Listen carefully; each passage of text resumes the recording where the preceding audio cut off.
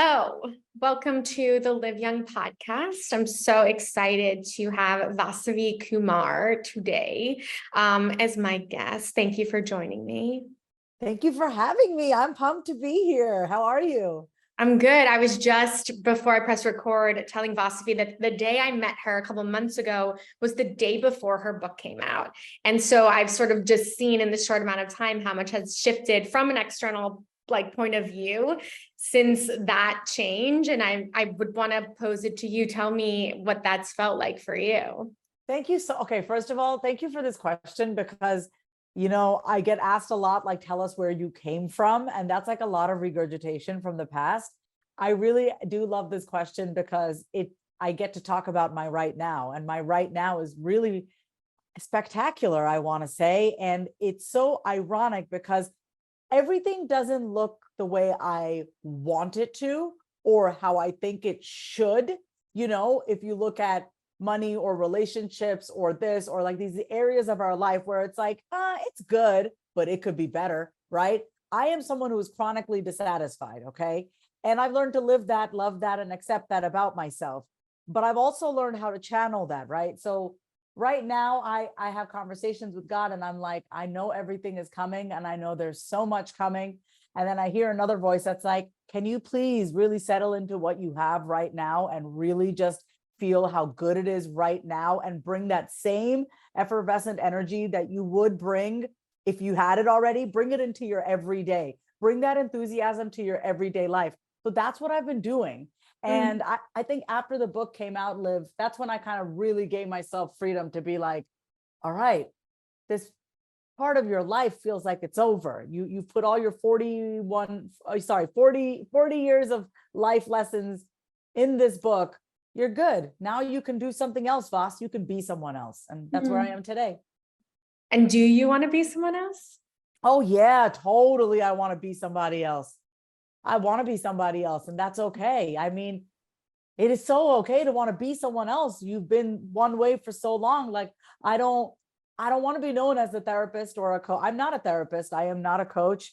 I'm not a life coach. I'm not a business coach. I'm not a coach. I want to be looked at, and I am what I really feel is more of a performer and an MC and a host and an artist and a cunning linguist. Someone who's like, oh man, she's good with her words and her brain is even better. Like, I don't know what to call that, Olivia, but I do know it's none of what I was before. I want to feel really settled into my body and not be like, Vas, come on, you got to do your biceps. You got to do this. I've become her. I'm becoming her. Like, even this top that I'm wearing, I would usually be very critical of, oh, my arms aren't as toned as they are. But I showed up and I'm like, no, this is the body that we have. We're going to love the hell out of it, or we're going to treat it like shit. What are we going to do? And so I'm here with arms out and like loving, just feeling myself. And that's just where I'm at right now. I love that. Yeah. I think so. Even in that, so your book is called Say It Out Loud, and everything you just said out loud is, speaking to yourself and in this, sort of out loud way, because, what we say, we hear, and it's this constant dialogue internally. And like, I've loved spending time just understanding you more before we jump on. And I've always said, like, you're either your harshest critic or your biggest fan. And can you be both? And I think in a way you say it in different words, but you speak to that. And even in the conversation you just had out loud with yourself, you were both sides, right? Yes, I was. I'm glad you caught. I mean, I don't feel crazy. You caught on to that. So you must be just as crazy if you figure that out. That was funny. Yeah, absolutely. That's exactly what I am. I have it. Let me say this. It's very comfortable for me to be my harshest critic. I'm very comfortable there. That is what pushes me to be the best at anything that I do. And the way I present myself and my energy in general, it pushes me to be better. And I mean, better for good reasons, it's not just for just putting this energy anywhere, but I've done the harsh critic for a long time. So I'm really just trying the biggest fan route right now. I'm being my biggest fan and getting the results that I want. I want to be my biggest fan along the way. I don't want to be criticizing myself throughout that. We already live with so much pressure. Yeah. Why would I want to do that to myself? So with that said, back to this book, Say It Out Loud, was that always a dream, a goal? Did it happen serendipitously, or was it when you say like you did that part and now it's like entering this new version of your life, you can check it off the box, but like, what was that journey? You know, I like to check things off as far as boxes are concerned. A book was one of them.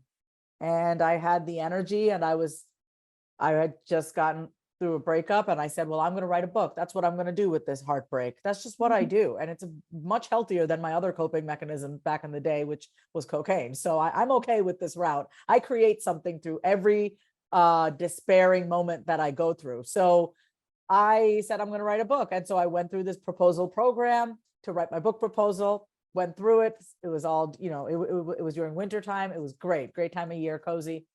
Then shopped around for agents, got rejected by every single one, and then my first agent who rejected came back to me. It was great, really great serendipitous story. And then I signed with New World Library and I wrote the book. I spent 2021 and 2022 writing the book, and it was a wonderful period in my life. It really showed me what I was made of. It really showed me, and it went against all the beliefs that I had, that I'm smart. Oh no, sorry, that I'm not smart, that I'm not a good writer, that I'm not organized in my thinking, that I'm all over the place. I don't ever talk like that about myself anymore. I proved myself wrong. Yeah, yeah. How cool is that? I think, especially for women, you know, to be able to stand up to ourselves and also ourselves wrong. Well, proving ourselves wrong, but it's also, I never thought I could be both attractive and garner respect and attention. My father always said my sister was the smart one and I was the pretty one. So, you know, for me, I leaned into my looks. That's why, you know, I think I look as good as I do because I take good care of myself, and I think I exude that beauty from the inside.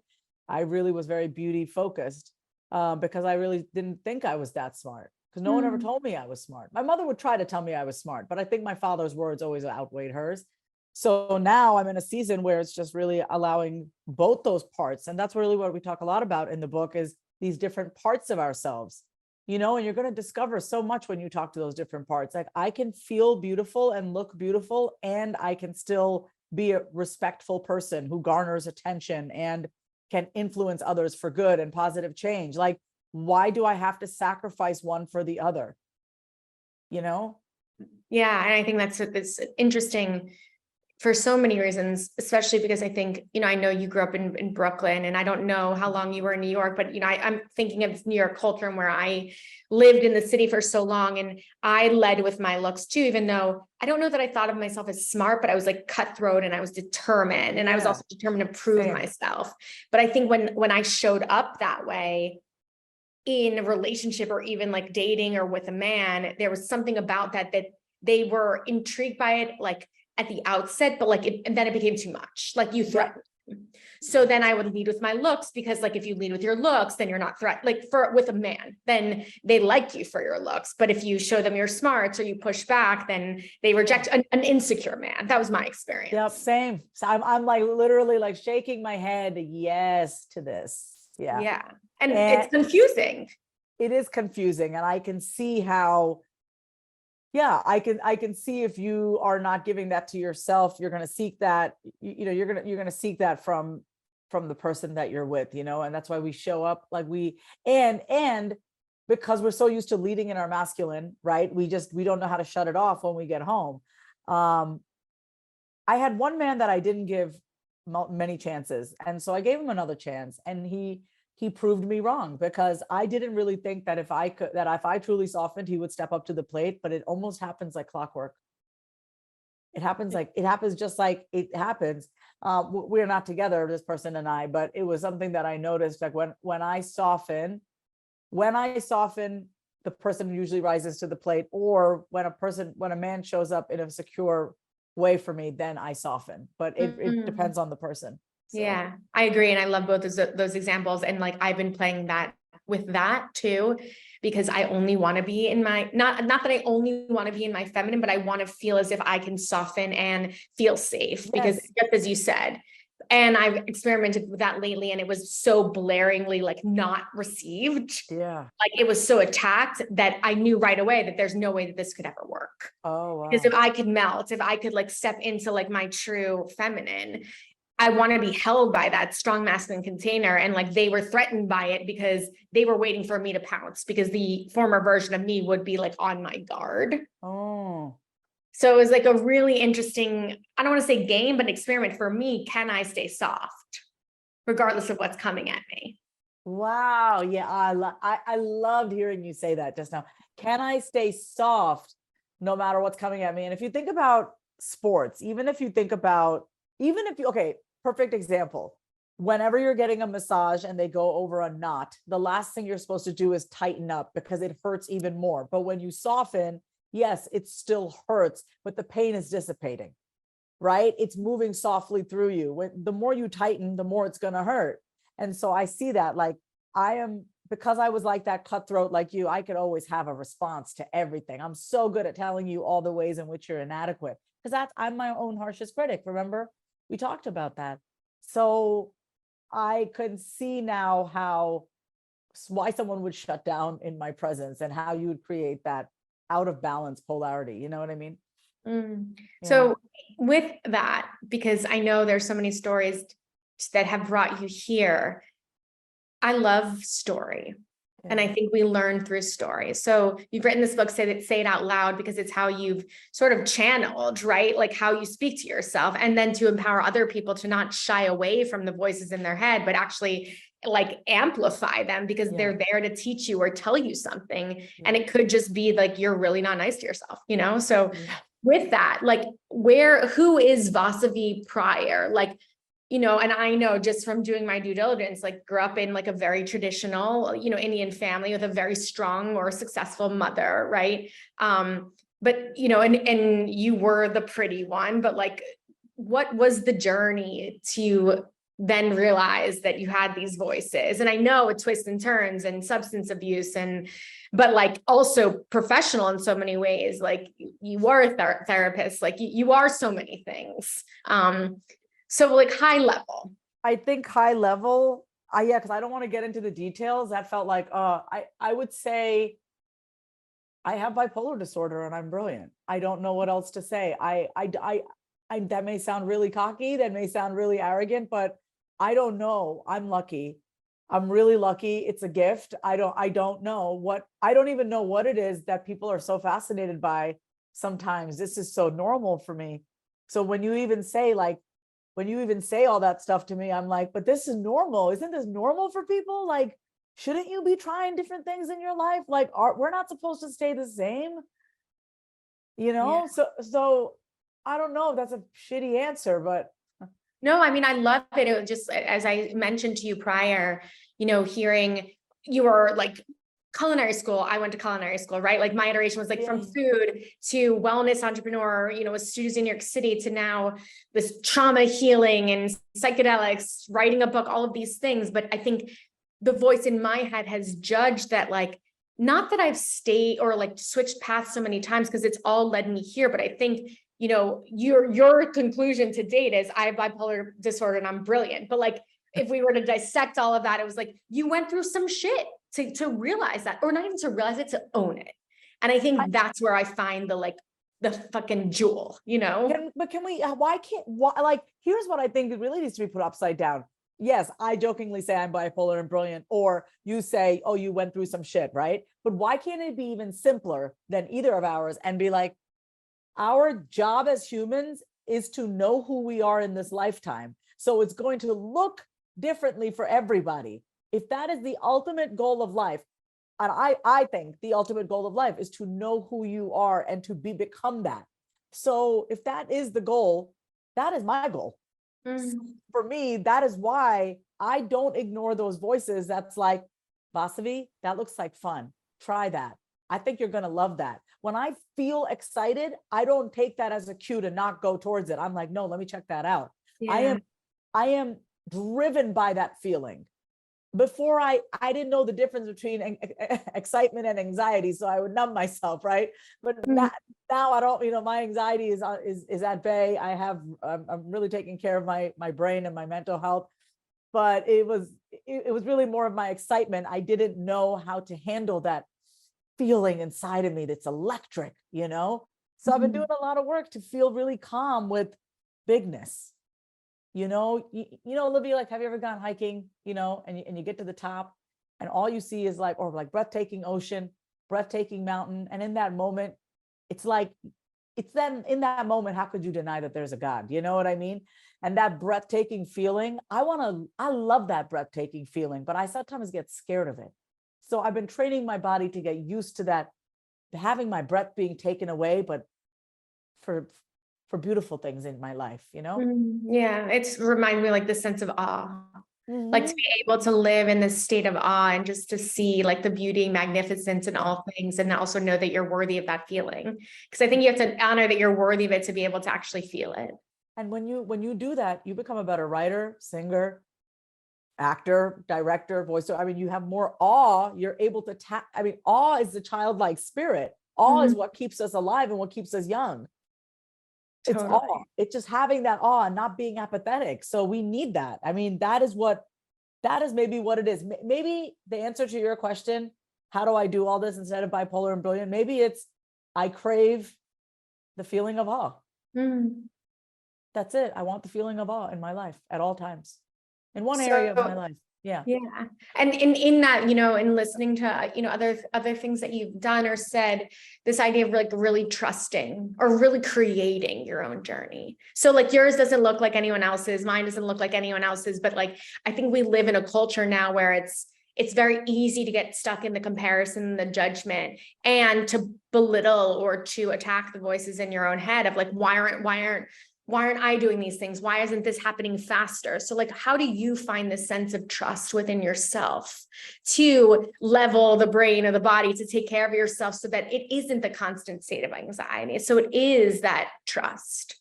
Okay, I'm going to say this and everyone's going to love this. And they're going to say, oh my God, this is the best episode ever. Okay, here's my secret. Okay, I don't get scared of when is it coming. I get off on the waiting period. Okay, you ever see Bridgerton season 2? No. You should watch it. It's all about the slow burn. Like for me, I don't want to have sex with someone the first time I meet them. I like to build up like 3 to 4 months, to be honest. My ex-husband and I waited 3 months a whole year to have sex. And it was, it was fine. I mean, like, I don't want to talk about our sex life, but it was fine. My point is, it's the buildup and it's the waiting period. So most people, when they don't get what they want, when they want it, and they want it right now, they start to go into panic mode. They start to change things up. They start to burn things down. They start to question their life. You have now given your control over to something outside of you. Yeah. You're not even ready to handle that thing that you want because it has too much control over you now. Yeah. Yeah. So important, because it's funny. I find that when I'm in the waiting period, I will find someone to pay to fix or save me, to write, an editor, because I'll self-publish, or a coach, and now I've actually started to, I'll get into that. And then I'll be like, I'm not fucking paying this for, or whatever. You're supposed to be playing during that time. You're supposed to be living your life during the waiting period. It's anticipation. It's like Christmas.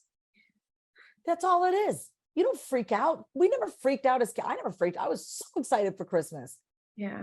But we knew it was coming. I mean, we know it's December 25th. Okay, we get it. Okay. But we just knew like, oh, it's coming. And you got to just have that kind of faith. Oh, it's coming. Whatever you want, it is coming. It's literally, so you can't say you want something and then be vibing at this place where you're just, frenetic as hell. Right. In fear. And I get it because I'm speaking about it. That's how I know. I'm only speaking from, oh yeah, you should have seen me just like a few months ago. I love speaking about this fresh, because here's the thing: new level, new devil, right? Every time you elevate, you expand, there's going to be another thing. It's not like it never goes away. You just get better at handling it.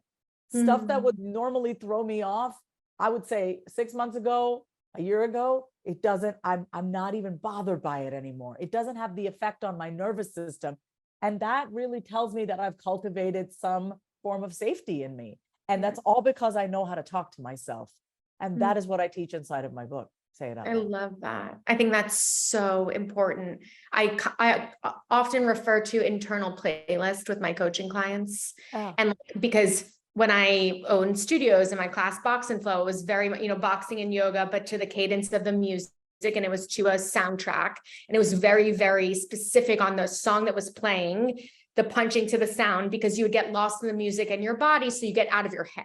Because that was how I coped with my PTSD, was through movement, music, energy, empowerment, breath, all of these things. yeah. And it actually is, it's like programming a playlist on Spotify. It's programming your mind to literally retune your nervous system. So when you say that, it's like so impactful. And when you also say to your experience right now of like, you've trained yourself to be resilient to the extent that what would have bothered you doesn't, like you become like unfuckable with, unmessable with in whatever way. But also what resonates so big for me is that like the waiting, the trusting that it is happening. So when you lower your vibration to come into a place of fear, you're almost blocking yourself, right?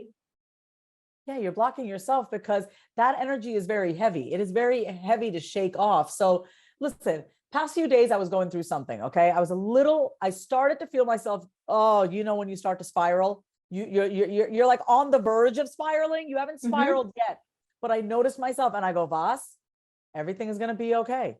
This is not our first rodeo. We're good. What happened last time we freaked out? Everything ended up working out. And I just talked to myself just like that. And I said, we're going to be okay. What do you want to do right now? So I forgot, I think I might've made dinner, watched a few episodes of And Just Like That on HBO Max, whatever. And I just chilled. I said, no, we're going to keep calm and carry on. That's it. I didn't bypass it.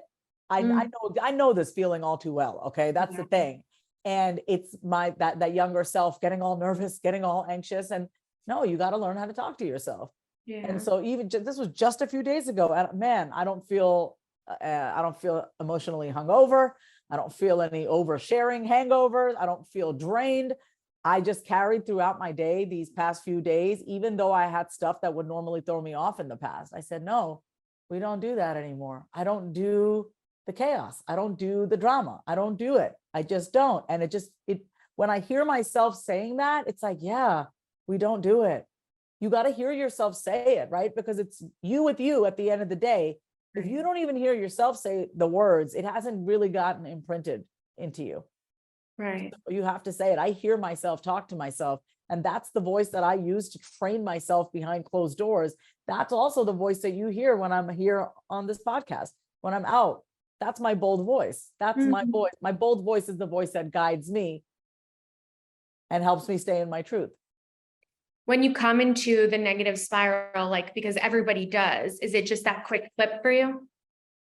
It takes time, but it's getting, the gap is getting smaller and smaller. I mean, I don't need days and days. No, I get through stuff pretty quickly these days. It's because I see bigger picture, always bigger picture. And I have so many tools that I use. Play the tape out. When I play the tape out, I look at the worst case scenario. I tell myself, you got this, you can handle this. I say a few prayers to God. I'm good. Like, I'm going to be okay. How can I not be okay after everything I've been through? Like, for me, it's almost asinine for me to fear. I almost feel foolish being fearful. At this point, I'm like, what are you scared of? Like, literally, that's what I say to myself. Do you know what you've been through in your life? You have no reason to be afraid. I have no reason to be afraid. Yeah, I think that's so empowering too. It's like, I have to remind myself, like, Bill, God did not bring you this far to leave you here. Yes. It's, and I mean, yeah, it's like so fearful thinking. And I joke about it, and I say it with love. And I was like, you're a damn fool for being in fear. Like, it's just, you're foolish. I told myself, I'm like, you're being foolish. Foolishness. Yeah. It really is. But it's cute too that you laugh at yourself. Oh yeah. Oh, I'm funny. I'm contradictory. I'm hypocritical. We're all the things, I'll catch myself being like, oh, you're being such a hypocrite. Yeah. It keeps you in check. You can't be all serious with yourself all the time. Please. It's like, you loosen up. What do you do like in your own routine is there anything besides like the talking out loud that like puts you back in your body, or like if you're spiraling out, or I mean your like habits, rituals, what does that look like? I consume cannabis, so that is a wonderful, that's wonderful for me so much. Just got a nice shipment in from California, a little shipment in, so, and that's good. And I talk a lot about my sobriety and journey on my podcast as well, and there are plenty of episodes I've been on, so if your audience wants to hear. What else do? I always call or text someone, at least one friend, letting them know that I love them, or I'm thinking of them, or I'll send a voice note. Yeah, I do that every day, at least every day, or family member, or like my little cousin called me the other day, and I was like, oh my God, I'm honored you called me. She's like my favorite little cousin. Anyway, hopefully none of my cousins hear this. None of my other cousins hear this. So anyway, I'll always call a loved one. I'll always get out of my house. I mean, and always, hold on, let me actually also say I shower every single day. I know that may seem silly, but some people, when they tell me they're going days without showering, it just feels like a cloak of heaviness. So for me, I shower every single day. I'm running under running water every single day. I don't skip a day. And I pray to God and, make my bed, drink my coffee, and just do what I want. I'm very guided by a voice in my head that's like, okay, this is what we're doing next. And I don't question the hell out of anything anymore. Considering how much work you've put into understanding yourself and the voices in your head, in that journey, have your relationships shifted drastically as you've invested more in yourself, as your energy has shifted? I feel like I've become a better friend. I'm a way better friend. I have friends that confide in me and tell me things that they wouldn't tell anybody else. I think I've become someone that people, and I don't have a ton of friends, by the way, but the people that, and I say that because I manage my energy. So I don't have too many people in my life. If someone's in my presence, I'm very close with them. I'll be present, I'll be kind, but that I don't allow just anyone close to me. You know what I mean? I have to manage my own energy. So I think I've become a better friend because I am just very clear within these days. I don't know. It's just, I feel really good. And so people come to me and they really appreciate me for my objectivity and my neutrality. And I think, I think they know that no matter what, I'm going to always tell you the truth. And my intention is always to help you be better, do better, sound better, whatever it is, feel better, just feel better about you, whatever. So I have people who I can't believe would confide in me, like people who I admire and respect, and they're coming to me. And I think it's really because of the work that I've done. People trust me. People trust me. And it's because I have built so much safety and trust within myself. I am not someone that you come around and worry about like, oh my God, or am I going to be okay? You're gonna be like, wait, I feel very taken care of. Like safety wise, energetically, you'll feel safe around me, and that's very important to me. Very, very, very important to me. So yeah. I love that you mentioned too, like you keep your circle tight and close, because to me, just you value your energy. It's so much, it takes a lot of energy to maintain, I think, homeostasis within self, because there is so much going on around within us and outside of us. And I think because we live in such a culture of this like following and whatever else, it's like how many as opposed to like, quantity versus quality. Yeah. I have 3 girlfriends. That's it. And when I say that I actually spend time with one-on-one. Yeah. I have many girlfriends that I see in group settings. You've been in some of the group settings. Yeah. So it's like, in group settings, but I only have 3 friends, and I only by choice have like 3 friends that I see one-on-one. Yeah. And that doesn't mean that doesn't change. It just, I have 3 on rotation. I have my close 3, right? But then if let's just say I'm out at a group event and I see someone I haven't seen in forever. I'm like, oh my God. And I was like, yeah, you know what? Let's get together. Then I'll drop in with them one-on-one. So that's how I am. I'll do group setting and then trickle down, cast a wide net and then filter it down.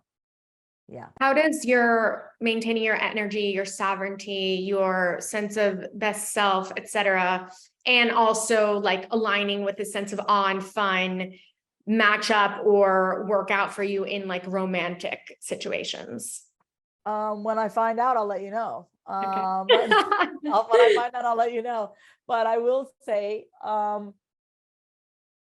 well, in the past, I have chosen men who I think I really connect with on a childlike level. Like I picked some weird ass men and I love them so much. They're just odd. Like my dad. My dad was a very odd, silly man. My father was the parent that instilled the awe in my sister and I. And I picked men who are like Peter Pan men. I'm a little Tinkerbell. What can I say? And so it's been fun in the past. I bring joy to everything. And these, little boys, I loved little boys because I was a little girl myself back then. So that's why I said when I find out, I'll let you know, because I don't know not right now. Hmm. Yeah.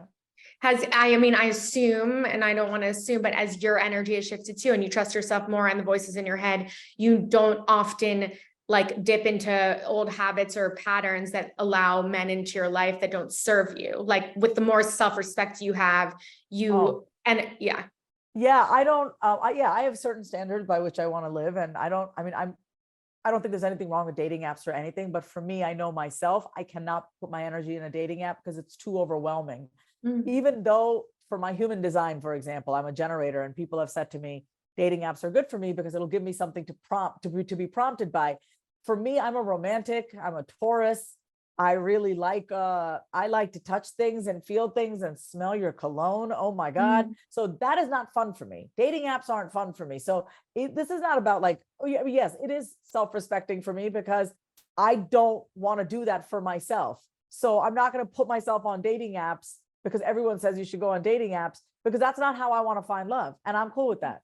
So I'll find it the way God wants to put it in my, I don't want to control it. Right. It shouldn't be so controlled. I love that too, because that kind of, for me, speaks to your finding awe in the waiting. Christmas is coming. If you believe that it's coming, you can have fun in the waiting. And I'm a generator too. And I align with the dating apps, there's so much inquiry around it. And it's like, to me, it's just another way to dissociate. First of all, men are applauded during this period of time in their life when they don't have, I'm in I'm 41. So if a man just says, say, divorced or whatever, and he's dating around and waiting for his next wife, basically, he is out having the time of his life. Us women should be doing the same thing. I am single and child free. I am traveling and spending all my money and doing whatever I want to do and investing right now. I'm doing whatever because I have chosen to be child free and I have chosen to be single. So why am I not enjoying the shit out of my life? That's what I'm doing. Yeah. We need to normalize women being single until they're not going to be single anymore and child free. Yeah, ladies, I hope you heard that. Also, like, there's nothing wrong with being single and when you're a woman. Like, there's all this like, woe is me. I've never been married. I know you're married and divorced, but like all of a sudden it's like, I think I was just home or my parents' home and my mom's like, I don't understand why you won't work with a matchmaker. And I'm like, Mom, I've worked with a matchmaker before. And I feel like I'm like hired help when a man is paying for the service so that he can like land a bride. And to me, it just doesn't feel good. It doesn't land with me. Why don't you tell your mom that your sole purpose in life is not for you to be somebody's wife? Like, she just doesn't get it. She just doesn't get it. I did. I was like, my priorities are not aligned with yours. And given, and I don't want to dip into the past, but I loved hearing about your sort of upbringing, because this like brown sheep, situation or feeling closer to your dad. Like, I'm one of 4, I have 3 brothers and everyone works for the family business, except I flew away to build my own business. So in many ways, I wanted my father to see me as an entrepreneur. He's an entrepreneur. And in many ways, it was just like, I'm the black sheep and that's just what I am. Like, I can't conform to this way of being because it's not me. So for you. Yeah. And in that though, like it's to hear you speak to that and your journey in, then getting married, then getting divorced, and also in a way, like feeling like you had to take care of everyone else, like, because you are a caretaker, you are also a therapist, like that was always innate in you. And so in that, like there's a people pleaser tendency to like not let anyone down.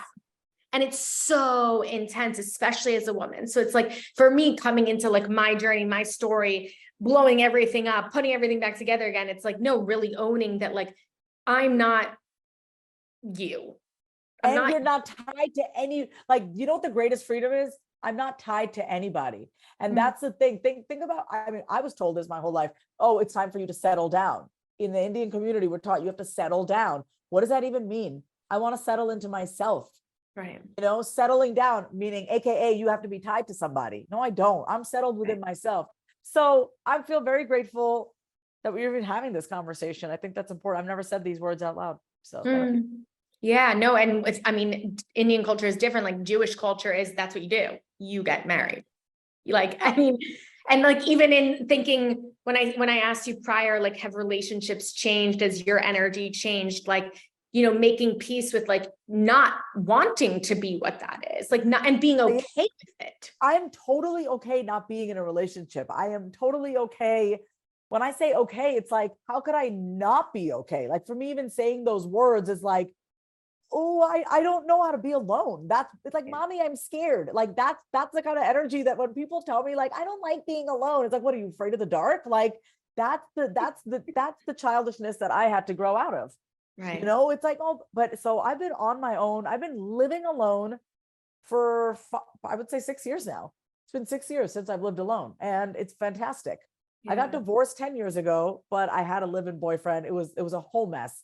But yeah, I've been living on my own for 10 years, but alone for 6. And it's like, I'm almost afraid that I might love it too much. You know, it's like everything is mine and done my way, but we'll see what happens.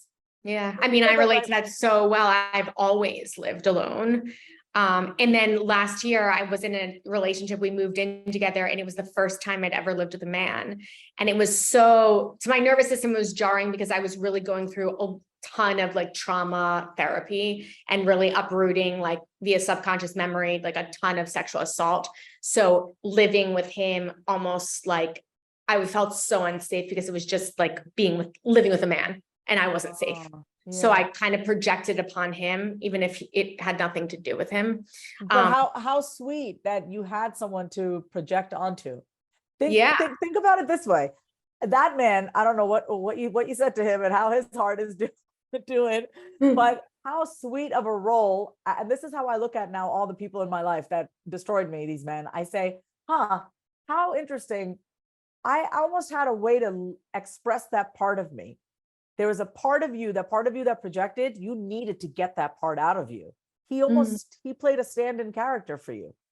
Oh my gosh. He let you verbally assault him in a way, verbally abuse him, you know, and verbally abuse or say what you need to say or just say whatever. And he took it from you.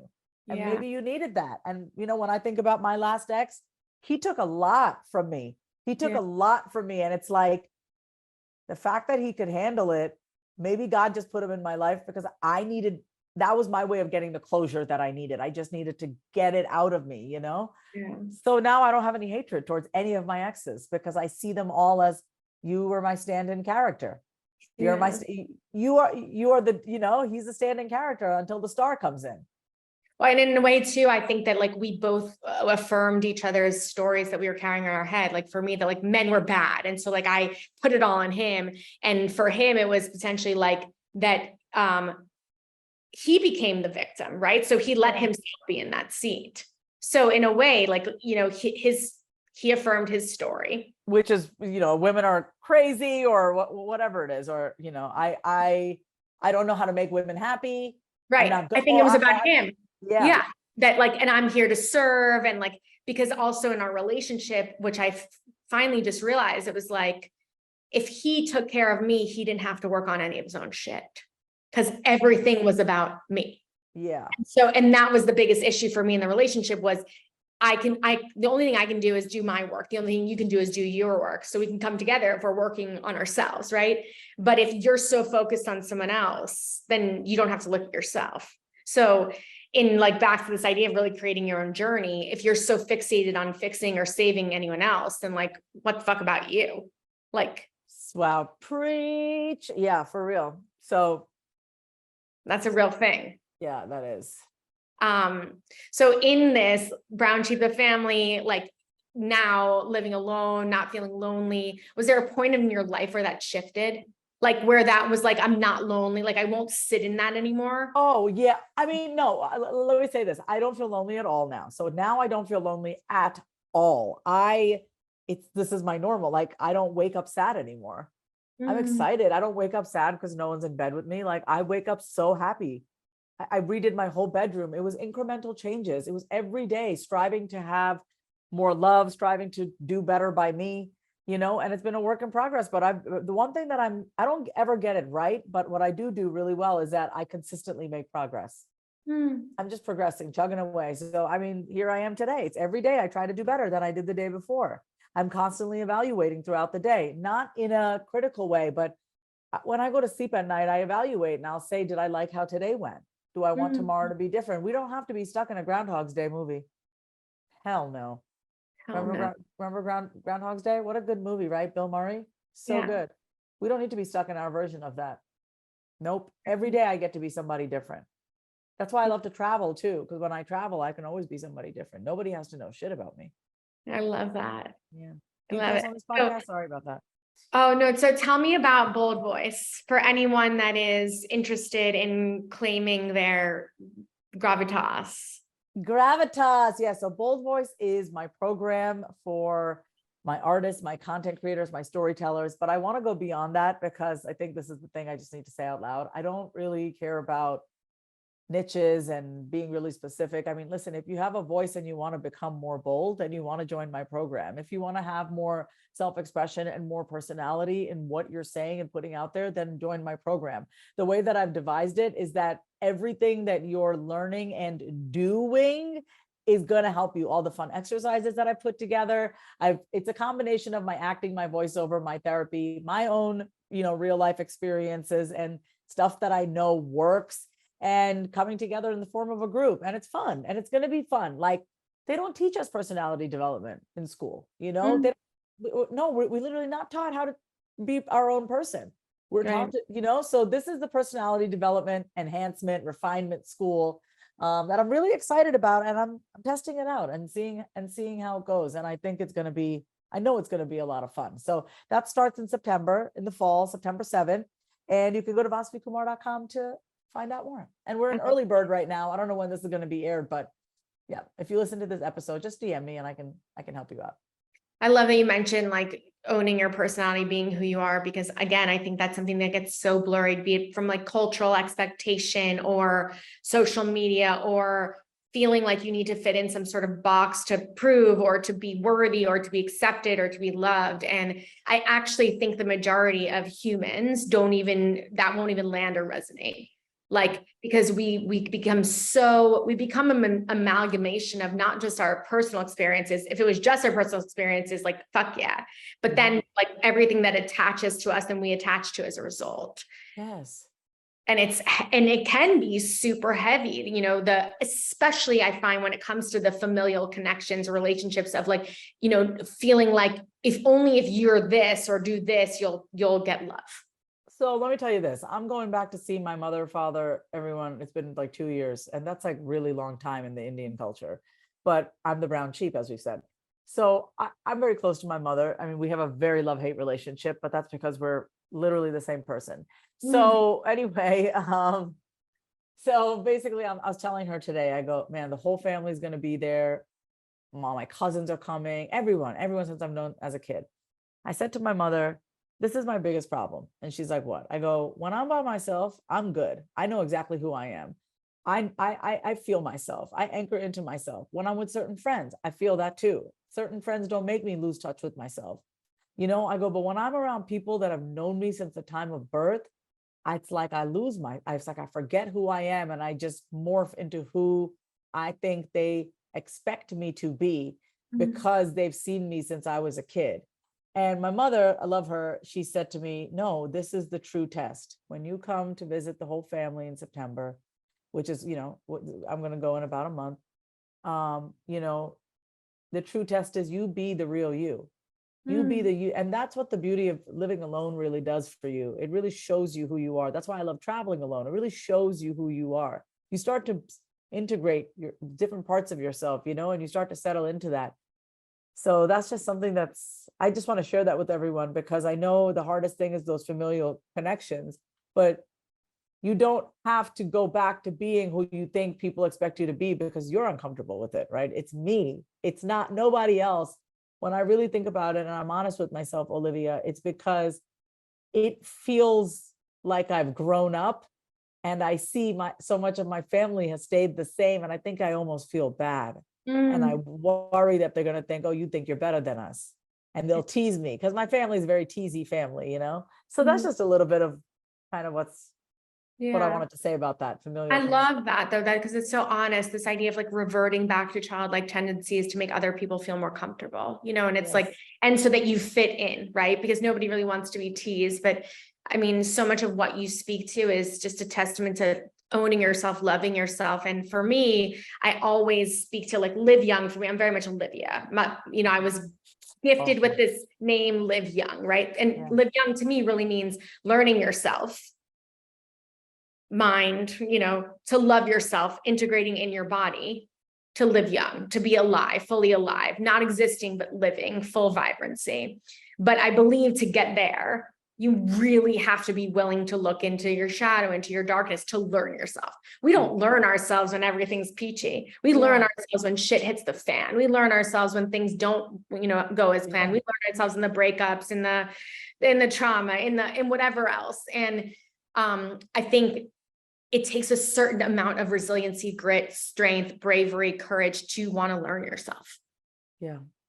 And for some people, it's a necessity. It's not because I really wanted to. It's kind of because I had to. Amen. I don't think that I don't think at such a young age I wanted to. I think I wanted to like go be like Stephanie Tanner on Full House and be an actress. Like that's what I wanted to do. I didn't want to go be a therapist and do all that stuff. Those were all like trauma response career choices, if I'm being really real. Same. So yeah. I mean, it's so true. Like culinary school, trauma response to like an eating disorder, like fitness, trauma response to like regulate my nervous system, like, and then everything to date. But it's interesting though, because those things that you chose were to help heal you. Like, I don't regret any. I can't regret any of it, because that would mean that I'm not in full gratitude for what I have right now. And I love my life. I love who I am right now. So it's been so fun coming on here. It really has. And last thing, or last two things. One, when I was listening earlier, you said you come first. Yeah. And I think that's really important. So just tell us a bit about like the intensity of that statement. I come first. first. So true. Yeah. I mean, I don't know how else to say it. I come first. I mean, if someone's calling me and I got to go to the bathroom, I'm going to go to the bathroom and call that person back. I'm not going to take the phone and pick it up unless it's my mother, unless it's my sister. Listen, I create my own rules. So I create my rules. But if it's something I like, if it can wait, no. If it's my mom and sister, I'll go into the bathroom with them, but like that, and so I do come first. I'm going to do what I want to do. You are not going to control me. I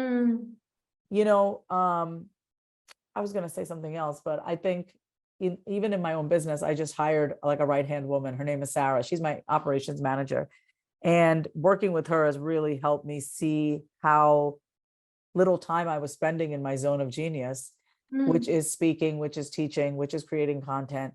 And now that I have her, she has taken, so much off my plate. And I think that just goes to show is that when we really start to know ourselves and know what we need to thrive and get curious about who we are, we'll start to bring in the right people to support us. That's so beautiful. And that's in the whole trust. Trust. Last question. The doors of my studios said, in New York, my Box and Flow studios said, everything you need is inside. What does that mean to you? So when I think about, and I don't talk about manifestation, I wouldn't call myself like a manifestation expert. I don't know what any of that means. What I do know is it all starts from within. Anytime I want something in my life, I think about it first. I visualize it. That's inside.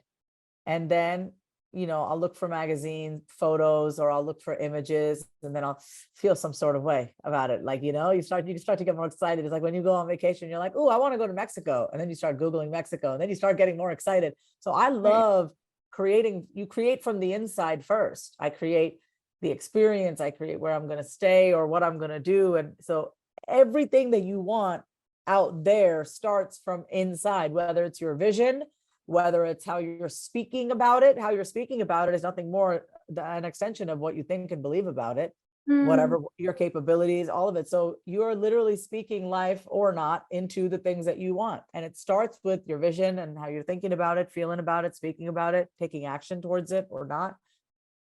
It all starts from within. Yeah. Amen. Thank you Yeah. so much You're welcome. for your time. Vasavi Kumar, Say It Out Loud, buy her book, take her course. Thank you for being here. Thank you for having me.